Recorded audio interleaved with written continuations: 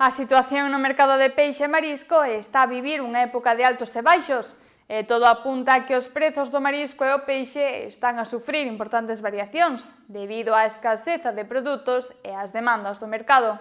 En tempada o peixe está caro. Produtos como o xurelo grande e a raia escasean, e os prezos na lonxa están a subir considerablemente. Non hai moito produto na lonxa, vai moi caro. Pouco produto. Na lonxa de Ribeira, sobre todo, onde compramos nós.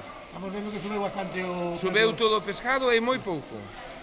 E dentro pouco habrá sentola, vai haber menos aínda. Este ano pouco a captura de pulpo, e a haber pouco a captura vai caro, e non hai moito pescado. O variado hai que pagalo moito. O xureliño pequeno, deso hai, pero tamén vai caro, porque non hai cantidade. Somos moitos a comprar e pouca cantidade. Estamos vendo que a xente se retrae. O xurelo grande que baixou cando houve aí unha temporada que houve moito, e agora xa encareceu outra vez, xa hai pouca cantidade. O mercado tamén se ve afectado polas novas normativas e impostos que están a poñer en apuros aos pequenos empresarios. As medidas fiscais como a obrigación de usar balanzas que envíen datos á Hacienda están a xerar moita preocupación. O IVA fastidiounos moito e cada día os pequenos empresarios están nos acudindo máis co tema agora das balanzas que queren que poñamos os tickets que vayan todos para a Hacienda e todo que cada día están nos incrementando en cousas que deixaremos a mitad deles de vir vender. Deixaremos os puestos. As dificultades económicas tamén están a afectar á xente nova que quere iniciarse na pesca. Un peixeiro novo que empeza non empeza a pescada agora, porque con avales e con todo o que tens que facer, comprar un camión e todo, non che vale a pena empezar.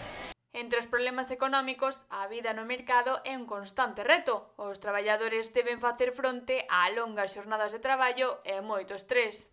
Como eu levo toda a vida, levo 18 anos, teño 60, levo toda a vida nesto.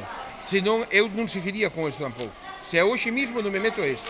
Calquera traballo é mellor, porque aquí hai que pasar horas e horas e non che rende para o que tens que facer.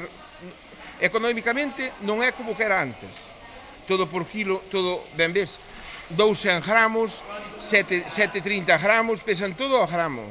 Entón non podemos botar nin, o cliente non entende que botes ao mellor 100 gramos de regalo que lle cobre 50 céntimos e se non lles cobramos, estamos perdendo.